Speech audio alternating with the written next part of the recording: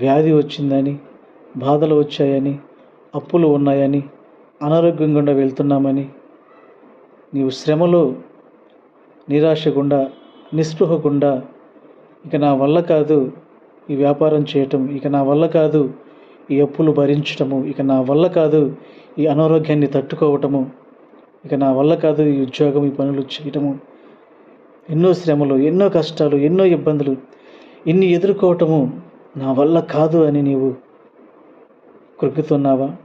కృంగుబాటులో ఉన్నావా? కుమిలిపోతున్నావా? అయితే దేవుడు ఈనాడు నీతోనూ చెప్తున్న మాట ఏమిటంటే, శ్రమ దినమున, కష్టములో, శ్రమల్లో, ఇరుకు ఇబ్బందుల్లో నీవు కృంగిపోయినట్లయితే ఏమవుతావట? చేతగాని వాడవు అవుతావట. ఇక నా వల్ల కాదు, నేను ఈ ఉద్యోగం, వ్యాపారం చేయలేను, నా కుటుంబాన్ని పోషించుకొనుట నా వల్ల కాదు, బిడ్డలను చదివించుకోవటం నా వల్ల కాదు, బిడ్డల వివాహాలు చేయుట నా వల్ల కాదు, ఇల్లు కొనుక్కొనుట నా వల్ల కాదని నీవు నిరాశలో ఉన్నావేమో, నిస్పృహలో ఉన్నావేమో. శ్రమలు, కష్టాలు వచ్చినప్పుడు ఆ కష్టంను, ఆ శ్రమను మనము ధైర్యంగా ఎదుర్కోకపోతే, కృంగిపోయినట్లయితే మనము చేతగాని వారిగానే మిగిలిపోతాము. కాబట్టి ఈనాడు ఎవరైనా శ్రమల గుండా, కష్టాల గుండా, అప్పుల గుండా, అనారోగ్య సమస్యల గుండా, వ్యాధి బాధల గుండా వెళుతూ ఏమి చేయాలో తెలియని దిక్కు తోచని పరిస్థితిలో నీవు ఉన్నట్లయితే దేవుడు ఈనాడు నీతో చెప్తున్న మాట ఏమిటంటే, నీవు శ్రమ దినాన కృంగిపోమాక, కుమిలిపోకాక, నీరసించిపోమాక, దిగులుతోనూ, చింతతోనూ, విచారముతోనూ నీవు ఉన్నట్లయితే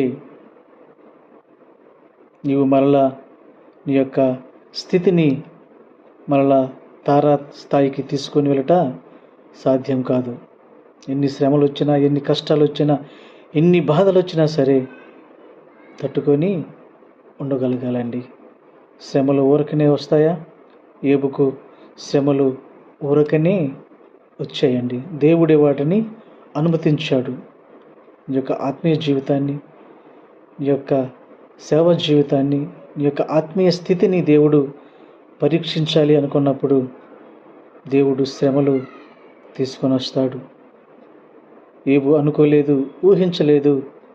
ఏబు బహునీతిమంతుడు, యథార్థవంతుడు,